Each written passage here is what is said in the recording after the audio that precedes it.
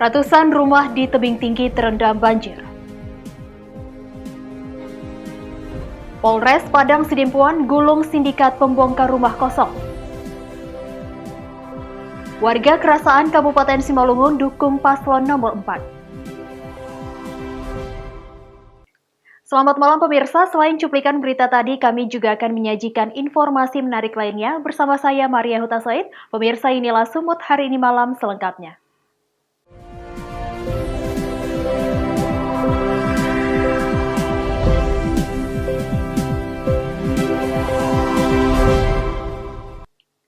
Kita ke informasi pertama pemirsa, ratusan rumah di kota tebing tinggi terendam banjir akibat luapan air sungai Padang. Hingga pagi tadi belum ada bantuan dari pemerintah kota tebing tinggi yang sampai kepada warga.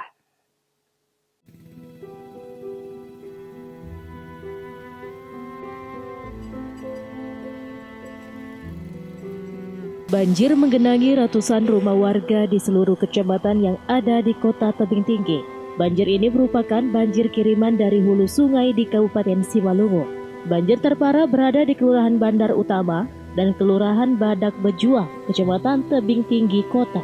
Di lokasi tersebut sedikitnya ada 400 kakak yang terendam banjir dengan ketinggian mencapai 1 meter atau setinggi dada orang dewasa. Menurut salah seorang warga yang terdampak banjir, air mulai masuk ke pemukiman mulai pukul 1 dini hari. Ia mengatakan banjir sudah kerap terjadi dan ini merupakan yang terparah. Ini mulai jam berapa Bapak ketahui Pak? Dari jam berapa itu? Jam 2 kira-kira. Jam 1. Jam 1 ya Pak, jam dini 1. hari ya. Ini Pak sampai kayak mana Pak? Rumah Bapak gimana kondisinya? Kondisi dalam rumah sudah di sini. Iya ya. Dalam ini, belakang ini. Oke. Jadi ada kira-kira barang-barang yang bisa diselamatkan Pak? Sudah ya, diangkat ya, ada selamat ini sudah. Untuk mengungsi kemana? Hah? Mengungsi ini Pak? Tidak. Jadi Ada loteng sedikit itu aja. oh gitu. Sejauh ini udah ada bantuan daripada pemerintah Pak? Belum ada. Belum ada ya? Belum ada. Tapi nggak tahu di sini belum ada, tapi di luar belum tahu. Di luar ada. Apa harapan Bapak ini Pak? Ya, Dengan banjir ini? Kok bisa jangan gini apa lagi lah. Bisa di apa pemerintah ini kok bisa jangan tiap hari kayak gini terus per bulan. Tahun nggak sampai udah berapa kali? Udah 4 kali nih sampai. Dalam sebulan ini Pak? Iya. Ini yang terparah atau kayak mana Pak? Ini parah. Iya. Belum ada terlihat bantuan dari pemerintah kota tebing tinggi yang sampai kepada warga. Bahkan belum adanya posko pengungsian yang disediakan oleh Pemko Tebing Tinggi. Alex Garingging melaporkan untuk Eva Rina TV. Informasi selanjutnya pemirsa, Direktorat Reserse Kriminal Khusus Polda Sumatera Utara mengamankan oknum security PTPN 2 yang diduga menghina dan melecehkan Presiden Jokowi menggunakan media sosial Facebook miliknya.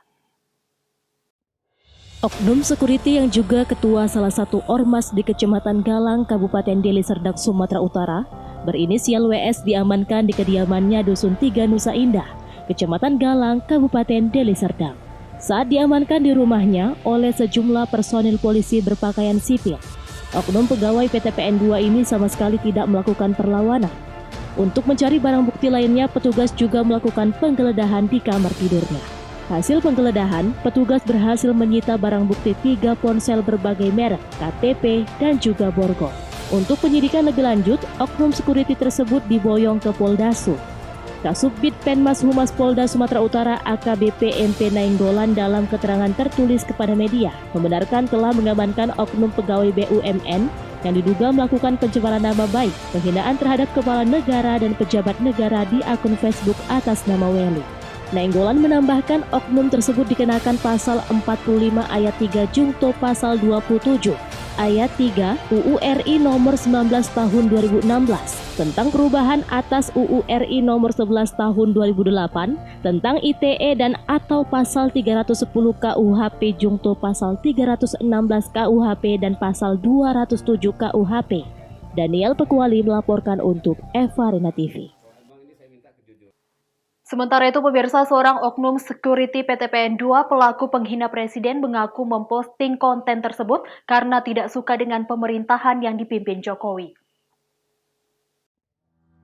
Salah satu alasan ini terungkap setelah penyidik Direktorat Reserse Kriminal Khusus Polda Sumatera Utara memeriksa WS usai diamankan di kediamannya di Dusun 3 Nusa Indah, Kecamatan Galang, Kabupaten Deli Serdang, Rabu petang kemarin. Dari keterangan WS, yang juga sebagai ketua salah satu ormas di Kecamatan Galang ini, foto tersebut diperolehnya dari kiriman rekannya di grup mereka. Pada 24 November 2020, WS kemudian memposting foto Ketua Umum PDIP Megawati menggendong Jokowi di foto profil Facebook atas nama Welly. Hingga saat ini, WS yang berprofesi sebagai security di PT PN2 masih dalam pemeriksaan di ruang Krimsus Polda Sumut. Dari penangkapan WS, petugas menyita barang bukti 3 ponsel, KTP, dan borgol. Jadi Presiden Jokowi itu ada gambarnya digendong sama Ibu Megawati, macam anak kecil lah ya. Nah, kemudian menurut hasil pemeriksaan dari reserse bahwa foto itu diambilnya dari grup mereka. Begitu dia melihat foto itu langsung diposting. Setelah kita dalami lagi, mungkin beliau mengaku bahwa kepemimpinan Pak Presiden ini dia kurang senang dengan kepemimpinannya. Itu alasannya kurang senang. Kan pasal 45 ayat 3 junto pasal 27 ayat 3 Undang-Undang Republik Indonesia nomor 19 tahun 2016 tentang perubahan atas Undang-Undang RI nomor 11 tahun 2008 tentang ITE dan pasal 310 KUHP junto pasal 316 KUHP. Barang bukti yang disita dari pelakunya? Barang bukti ada tiga handphone dari berbagai macam jenis, kemudian ada borgol, ada itu saja, ada borgol juga di pedangnya. Pelakunya statusnya ketua STI Galang. Ya, sebetulnya dia bekerja sebagai tenaga security di PTP2, tapi sehari-hari dia juga menjadi ketua SPI di Kecamatan Galang, Kabupaten Deli Serdang. Saat ini pelaku sudah ditahan. Sudah kita amankan. Daniel Pekuwali melaporkan untuk Evarina TV.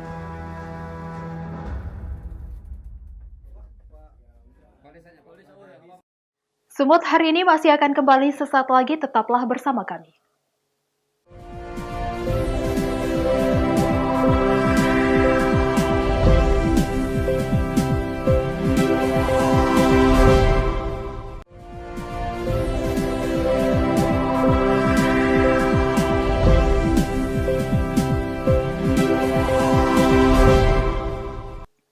Terima kasih masih bersama kami. Pemirsa, Satreskrim Polres Padang Sidempuan meringkus 9 orang anggota gerombolan pembongkar rumah kosong serta pencurian kendaraan bermotor yang sering beraksi di kota Padang Sidempuan.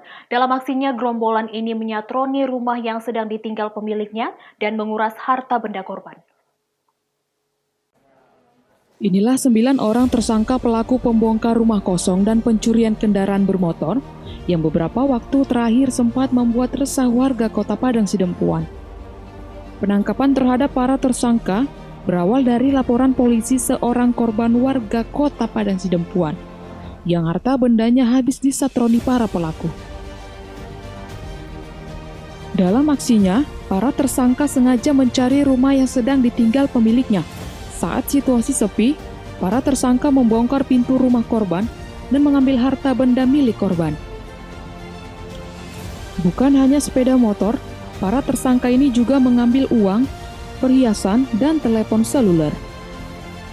Dari kasus ini, Satuan Reskrim Polres Sidempuan berhasil mengamankan 2 unit sepeda motor, 6 unit HP berbagai jenis, dan 1 buah linggis yang dipergunakan para tersangka untuk membongkar rumah korban. Kasat Reskrim Polres Kota Padang Sidempuan, AKP Bambang menyampaikan, para tersangka menjual hasil pencurian ke Padang Lawas Utara dan Labuhan Batu Selatan. Semua tersangka merupakan warga Kota Padang Sidempuan.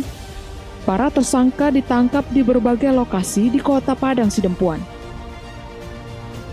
Guna mempertanggungjawabkan perbuatannya, para tersangka dijerat dengan pasal 363 Junto 55 dan 66 subsidiar pasal 480 KUH pidana dengan ancaman hukuman maksimal 7 tahun penjara. Untuk motif para tersangka ini seperti apa, Pak? Ya, motifnya dengan cara membongkar rumah, kan gitu, bongkar rumah. Setelah itu dilihat daripada kendaraan yang tidak dalam keadaan ada pemasangan kunci ganda, lantas dibawa lari. Ini berapa tersangka semuanya? Ini kebetulan ada 2 LP, keseluruhannya yang pertama itu 8, yang kedua 1. Azan Sinaga melaporkan untuk Evarina TV.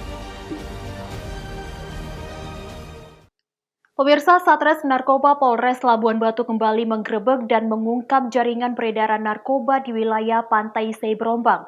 Petugas menangkap 4 tersangka, 2 diantaranya merupakan residivis kasus yang sama, sedangkan 2 lainnya merupakan ibu rumah tangga. Dalam hal kurun waktu beberapa bulan, untuk keempat kalinya Polres Labuan Batu kembali berhasil menggerebek kampung narkoba untuk wilayah Sebrombang, Labuan Batu, Sumatera Utara. Kasat Narkoba Polres Labuan Batu AKP Martualesi Setepu menyebutkan, wilayah pantai menjadi skala prioritas kedua setelah Kabupaten Labusel dalam hal pemberantasan tindak pidana narkoba oleh pihaknya. Penangkapan keempat tersangka yang merupakan satu jaringan ini diawali tertangkapnya JN, kemudian ID, di mana keduanya berprofesi sebagai ibu rumah tangga. Lalu MS dan terakhir DN, di mana keduanya pernah dihukum penjara dengan perkara yang sama. Dari masing-masing tersangka, petugas berhasil menyita barang bukti sabu, sisa penjualan, timbangan elektrik, puluhan plastik klip kosong, handphone, alat isap sabu, dan buku catatan transaksi narkotika. Jaringan narkotika, peredaran narkotika sabu di wilayah Sebrombang, Kecamatan Panai Hilir, Kabupaten Labuan Batu, di mana ini menjadi skala prioritas Polres Labuan Batu setelah Labuan Batu Selatan. Ini hasil dari keempat kali melakukan grebek kampung narkoba di sana, dan ini 4 orang berhasil diamankan. Jadi untuk para tersangka ini memang adalah jaringan ya, mereka dari yang satu ditangkap dari si inisial J ini, perempuan ya, ini sudah pernah ketangkap dan dilepaskan beberapa waktu itu karena memang dari hasil pemeriksaan di Polsek dan juga gelar perkara ini tidak terbukti. Dari si J ini dikembangkan kepada saudari Ida ya, alias JN, dan dari JN ke panggilan Syukur, dari Syukur panggilan ke Dian. Jadi ada 4 tingkatan yang berhasil diungkap oleh anggota kita di lapangan. Inilah yang terbesar yang kami ungkap dari Panai Hilir ya, dan harapannya jaringan terakhir ini juga bisa untuk memberikan edukasi kepada masyarakat di Kecamatan Panai Hilir supaya tidak terlibat dalam peredaran narkotika. Saat ini masih dilakukan pemeriksaan intensif terhadap tersangka DN untuk mengungkap pemasok barang haram tersebut. Para tersangka ini dijerat dengan pasal 114 subsidiar 112 Undang-Undang RI Nomor 35 Tahun 2009 tentang narkotika dengan ancaman hukuman maksimal 20 tahun penjara. Ucok Sitorus melaporkan untuk Evarina TV.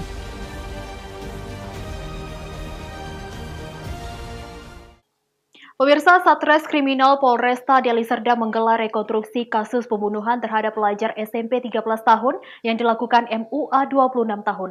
Rekonstruksi digelar di halaman apel Polresta Deli Serdang.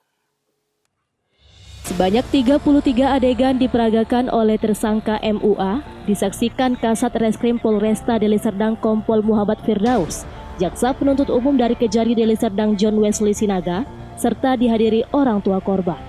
Dalam rekonstruksi tersebut, terlihat tersangka dengan sadis menghabisi nyawa korban dengan cara menghantamkan batu korah seberat 15 kilo ke bagian belakang kepala korban sehingga korban meninggal dunia. Kemudian pelaku memasukkan tubuh korban ke dalam karung dan membuangnya ke aliran Sungai Merah di Dusun 5 Desa Seimera, Kecamatan Tanjung Morawak, Kabupaten Deli Serdang, Sumatera Utara.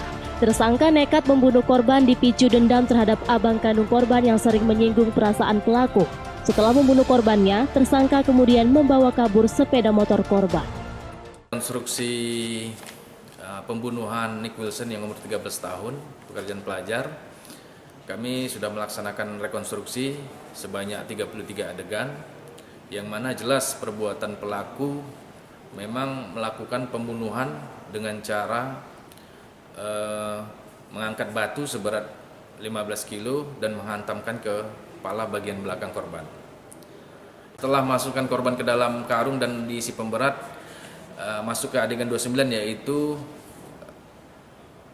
membuang korban ke sungai dengan cara menggulingkannya, dan adegan ke-29 yaitu si tersangka memastikan korban tenggelam di sungai dan tidak mengambang lagi. Ancaman hukuman terhadap tersangka dikenakan pasal 338 junto 340 dengan ancaman pidana penjara seumur hidup dan atau hukuman mati. Rekonstruksi itu sebagai pembuktian perbuatan yang dilakukan tersangka. Akibat perbuatannya, tersangka dijerat pasal 338 junto pasal 340, ancaman seumur hidup atau hukuman mati. Abdul Malik melaporkan untuk Eva Rina TV.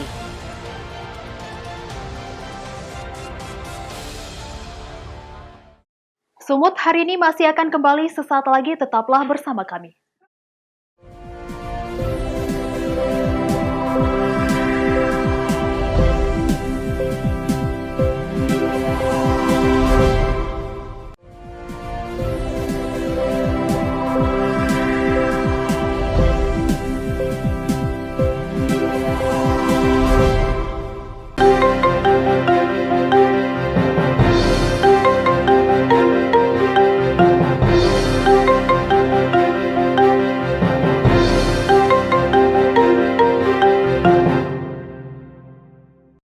Terima kasih masih bersama kami. Pemirsa, dari 4 pasangan calon yang maju di Pilkada Kabupaten Simalungun, warga Kelurahan Kerasaan 1, Kecamatan Pematang Bandar simpatik kepada pasangan Anton Rospita. Mereka siap memenangkan calon nomor urut 4 di Pilkada serentak 9 Desember mendatang.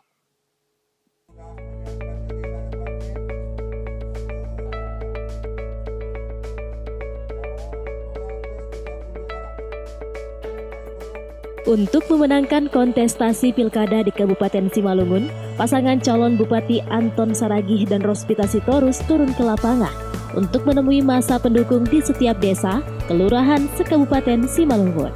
Dari sejumlah desa yang dikunjungi, sebagian besar mereka memberikan dukungan, mulai dari keyakinan mereka untuk melanjutkan pembangunan di Simalungun, kebanggaan atas kehadiran Rospita Sitorus sebagai calon pemimpin wanita di Simalungun, karena simpatik dan lain sebagainya. Seperti saat kunjungan ke Kelurahan Kerasaan 1 Kecamatan Pematang Bandar, warga mengaku mendukung paslon nomor urut 4 ini karena simpatik kepada calonnya, yakni Anton Saragih dan Rospita Sitorus.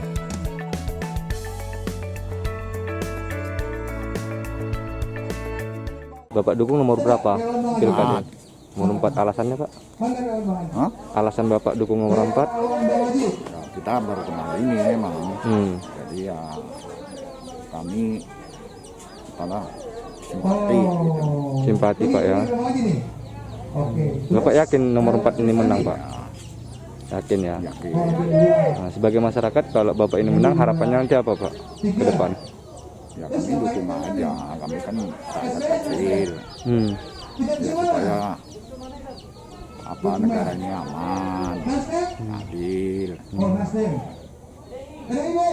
Iya. Jadi siap Bapak berjuang untuk memenangkan nomor 4 Pak ya? Insya Allah Pak ya. Jika Anton Saragih dan Rospita Sitorus menang di Pilkada Simalungun nanti, masyarakat berharap jadilah pemimpin yang adil kepada masyarakat. Eko Hendriawan melaporkan untuk Eva Rina TV.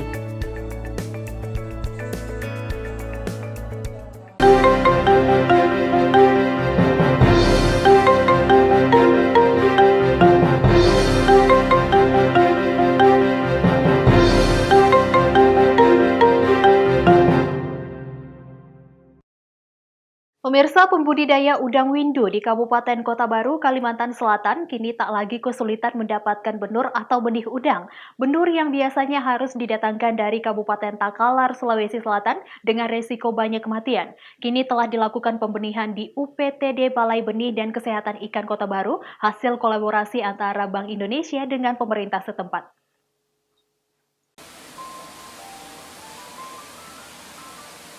Guna meningkatkan produktivitas pembudidaya udang khususnya udang windu di Kabupaten Kota Baru, Bank Indonesia wilayah Kalimantan Selatan bersama pemerintah setempat memberikan pendampingan dan pelatihan teknis pembenihan di unit pelayanan teknis daerah UPTD Balai Benih dan Kesehatan Ikan BBKI Kabupaten Kota Baru, Kamis 26 November.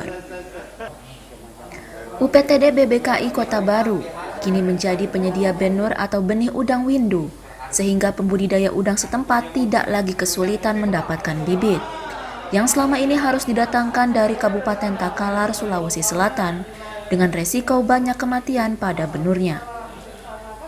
Kepala Dinas Perikanan Kota Baru Zainal Arifin mengatakan, di Kabupaten Kota Baru terdapat 6.000 hektar luasan tambak udang milik masyarakat. Namun hingga kini belum terkelola maksimal. Selain disebabkan karena kesulitan mendapatkan benur, pembudidaya juga masih melakukan pengelolaan secara tradisional dengan kemampuan manajerial yang terbatas.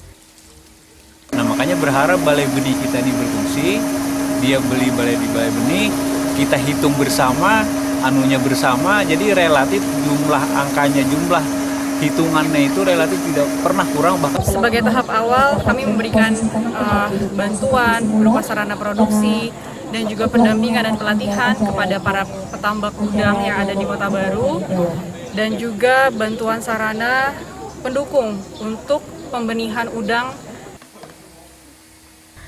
Sumber induk udang di Kota Baru memiliki kualitas bagus dengan jumlah yang banyak. Dengan rata-rata produksi per induknya dapat menghasilkan 700.000 telur.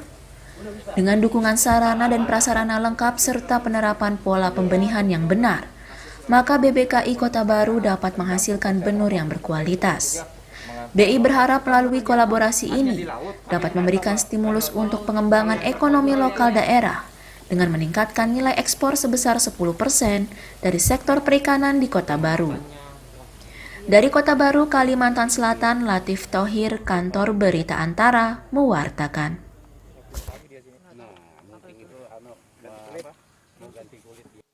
Pemirsa, demikianlah rangkaian informasi dalam Sumut hari ini malam. Saya Maria Hutasoid mewakili kerabat kerja yang bertugas pamit undur diri. Terima kasih atas kebersamaan Anda dan sampai jumpa.